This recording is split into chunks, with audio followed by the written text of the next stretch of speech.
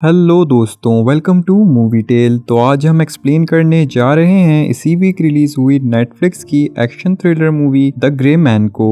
इस मूवी को किसी तारुफ की ज़रूरत नहीं क्योंकि इसका पोस्टर ही काफ़ी है इसे देखने के लिए। क्योंकि दोस्तों हमारे कैप्टन अमेरिका क्रिस एवन और बेहतरीन एक्टर रायन गॉसलिंग से हमें कभी डिसअपॉइंटमेंट मिली ही नहीं। तो बिना किसी देरी के चलें शुरू करते हैं।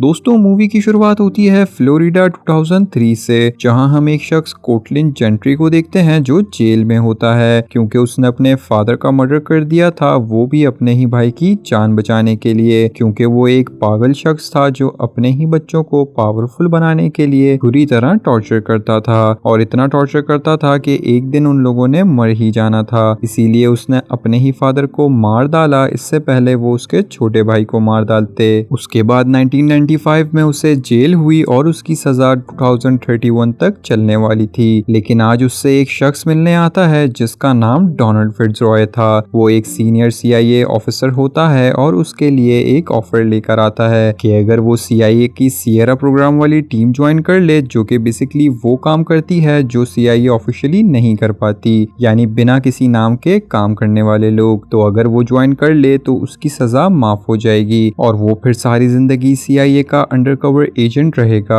यानी एक गुमनाम एजेंट जिसे हम द ग्रे मैन भी कहते हैं। वो इससे राजी हो जाता है और फिर हम देखते हैं 18 साल बाद की कहानी, जहां 2021 में हम एजेंट सियरा 6 यानी हमारा हीरो जिसे हम शॉर्ट में 6 बुलाएंगे, वो बैंकॉक में एक मिशन पे होता है जिसमें उसे एक शख्स को मारने के ऑर्डर दिए जाते हैं क्योंकि वो शख्स नेशनल सिक्योरिटी सीक्रेट्स दूसरों को बेच रहा था, जिससे मुल्क को खतरा था और इस वजह से उसे मारना था। अब 6 के साथ एक और CIA एजेंट डैनी मिरांडा भी होती है और इन्हें ये मिशन देने वाला CIA चीफ कारमाइकल होता है। अब क्योंकि 18 साल बीत चुके थे तो कुछ साल पहले डोनाल्ड फिट्जरॉय रिटायर हो गया और अब इनका नया चीफ कारमाइकल होता है। खैर 6 ऑर्डर्स के मुताबिक उस बंदे को साइलेंटली शूट करने की कोशिश करता है, लेकिन बीच में एक बच्चा आ जाता है जिस वजह से उसे अब अपना प्लान चेंज करना पड़ता है और साइलेंस की जगह अब वायलेंस होता है। वो भरे क्लब में उन लोगों को मारता है और एंड में अपने टारगेट तक भी पहुंच जाता है। फिर उनके बीच फाइट होती है जिसमें ऑफ कोर्स 6 जीत जाता है, लेकिन मरने से पहले वो शख्स बताता है कि वो खुद भी सियरा 4 रह चुका है, लेकिन उसने उनके नए चीफ कारमाइकल के खिलाफ कुछ सबूत जमा किए हैं जिसमें उसने अपनी पोजीशन हासिल करने के लिए जितने भी काले कारनामे किए हैं वो सब शामिल हैं। और इसी वजह से आज उसने इसे मारने का मिशन दिया और ये बताकर वो उसे एक पेन ड्राइव भी देता है जिसमें सारे सबूत हैं और ये देते ही वो मर जाता है। अब टारगेट के खत्म होने की इत्तला भी डैनी ही एजेंसी को देती है क्योंकि अब 6 उसकी बातों से कंफ्यूज था और वो वहां से वो ड्राइव छुपाकर चला जाता है। कुछ ही देर में कारमाइकल को जैसे ही एजेंट से न्यूज मिलती है कि बॉडी के पास से ऐसा कोई सबूत नहीं मिला, तो वो 6 को कॉल करता है और उससे टारगेट के पास से कुछ मिलने के बारे में पूछता है, जिसपे 6 साफ झूठ बोल देता है और कॉल काट देता है क्योंकि उसे अब शक हो गया था और अब वो अपने सबसे खास अपने पुराने चीफ फिट्जरॉय को कॉल करता है और कॉल करके उसे सारा किस्सा बताता है, जिसपे वो उसे पहले तो वहां से निकलने का कहते हैं, जिसके लिए एक रेस्क्यू टीम का इंतजाम भी वो खुद कर देते हैं। अब यूं तो 6 को मिशन खत्म होने के बाद एजेंट डैनी के साथ वहां से चला जाना था, पर वो उसे मना करके अकेला ही वापस भेज देता है और खुद फिट्जरॉय की टीम के साथ उसके पास जाने के लिए निकल जाता है। लेकिन हाँ, वो एक काम कर लेता है जाने से पहले कि वो ड्राइव जो उसे सियरा 4 ने मरने से पहले दी थी वो उसे कहीं किसी एड्रेस पे डिलीवर करवा देता है। अब दूसरी तरफ जैसे ही कारमाइकल को पता चलता है 6 वहां से वापस नहीं आया, उसे भी 6 पे शक हो जाता है कि वो सबूत उसी के पास होगा। अब वो ग्रे मैन है, यानी ऐसा एजेंट जो मिशन के बाद कहाँ गायब हो जाता है कोई नहीं जानता और उसे ढूंढना ऑलमोस्ट इम्पॉसिबल है। इसीलिए इस काम के लिए वो अपने एक प्राइवेट इन्वेस्टिगेटर ललॉयड हैंसन को कॉल करता है। अब हैंसन कोई आम इन्वेस्टिगेटर नहीं बल्कि एक ex CIA एजेंट भी है, लेकिन बिल्कुल संकी पागल और गुस्सैल होने की वजह से उसे CIA से निकाल दिया गया था, जिसके बाद से वो अब अपनी प्राइवेट एजेंसी चलाता है और वो अपना काम पूरा करने के लिए गुस्से में किसी भी हद तक जा सकता है। और उसे मिशन मिलते ही उसका पागलपन शुरू हो जाता है। सबसे पहले वो सिक्स की कमजोरी फिट्जरॉय का पता लगाता है और फिर उसकी भतीजी यानी उसकी नीस क्लेयर फिट्जरॉय को किडनैप कर लेता है, जिसके बाद वो डायरेक्ट फिट्जरॉय से मिलने पहुंचता है और उसे धमकाकर सिक्स का पता पूछता है। अब क्योंकि उसकी नीस की जान खतरे में थी तो वो जिस टीम के साथ सिक्स आ रहा होता है उसी टीम को सिक्स को मारने का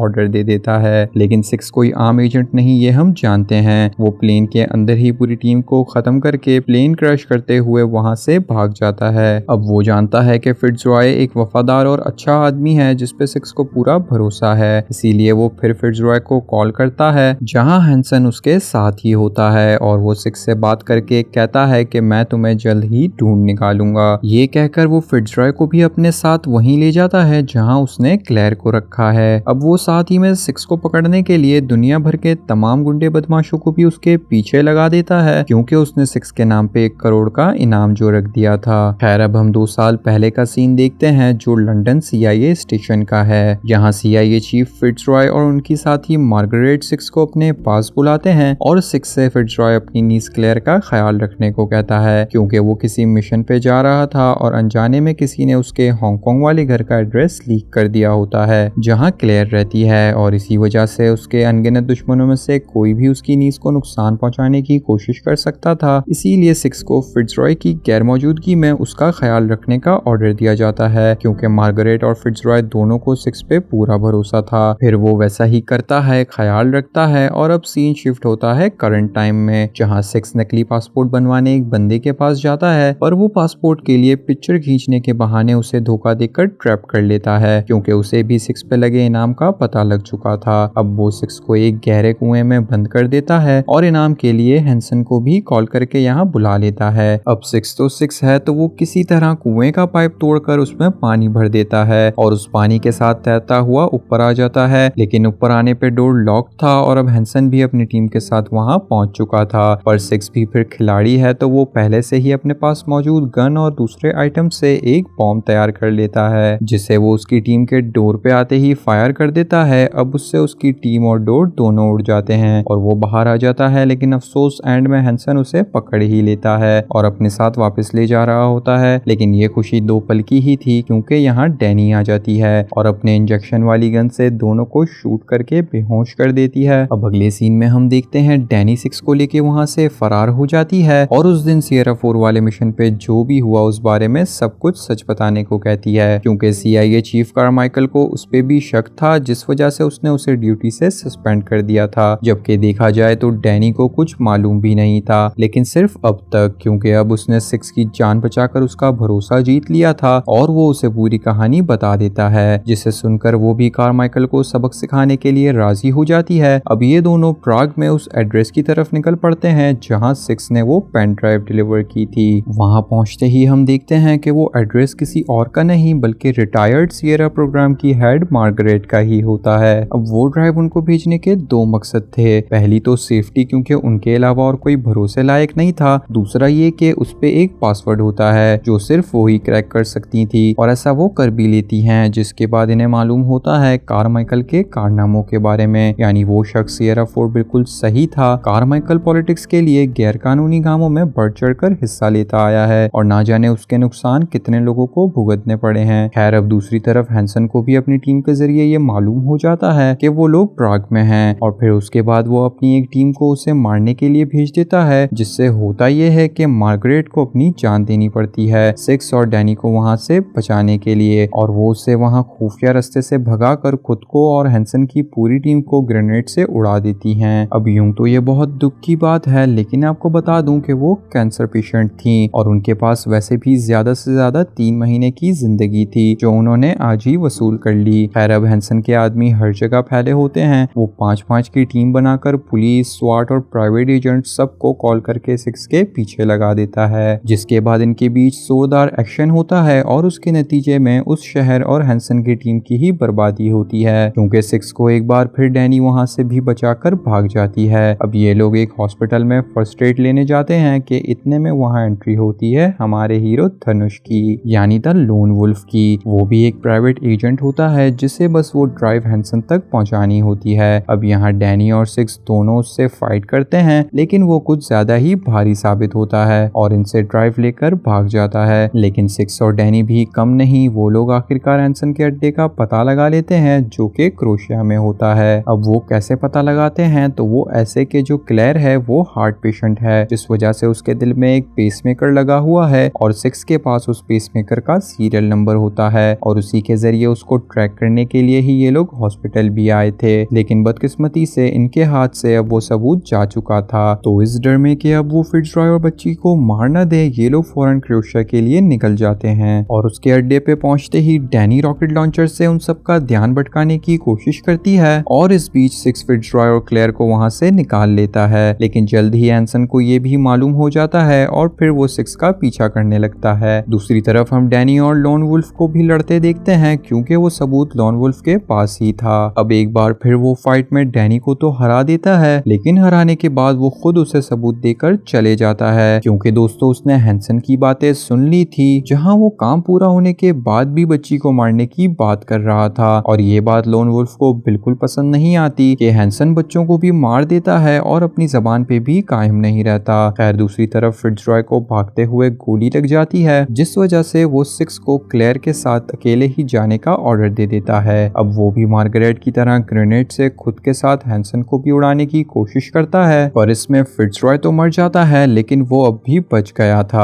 और फिर सिक्स के भागने से पहले वो पहुंचकर क्लेयर को पकड़ लेता है, जिसके बाद उन दोनों में बिना गन के मैन टू मैन फाइट होती है, जिसमें ऑफ कोर्स सिक्स उसे हराकर मार देता है। और फिर आती है कारमाइकल की साथी सुजैन, जो चाहती तो सिक्स को मार देती, पर वो ऐसा नहीं करती क्योंकि वो सारा ब्लेम हैंसन पे डालकर सिक्स को उसका गवाह बनाना चाहती थी, ताकि CIA का नाम खराब ना हो कि उन्होंने एक संकी प्राइवेट एजेंट हैंसन को हायर किया, जिससे ये सब तमाशा हुआ। खैर अब यहाँ सीन शिफ्ट होता है और हम देखते हैं एक हफ्ते बाद की कहानी, जहाँ सुजैन ने क्लेयर को अपने सेफ हाउस में रखा है ताकि सिक्स गवाही देने से मुकरे ना। लेकिन सिक्स जैसे ही हॉस्पिटल में ठीक होता है, वो वहाँ से भागकर सीधा क्लेयर के पास पहुँचता है। और आप जानते ही हैं, वो एक बार रेस्क्यू करने पहुँच जाए तो वो करके ही वापस आता है। और ऐसा ही होता है। कुछ देर बाद सुजैन को भी ये मालूम हो जाता है कि सिक्स और क्लेयर दोनों आजाद हो गए हैं और उसकी इसी हैरानी पे ये मूवी एंड होती है। उम्मीद करता हूँ आपको वीडियो अच्छी लगी हो। अच्छी लगी तो लाइक करना ना भूलें और ऐसी ही मजेदार एक्सप्लेनेशंस के लिए चैनल को सब्सक्राइब और बेल नोटिफिकेशन भी प्रेस कर लें। तो चलता हूँ इसी अपनेपन के साथ, फिर मिलेंगे अगली वीडियो में। Till then take care, bye bye.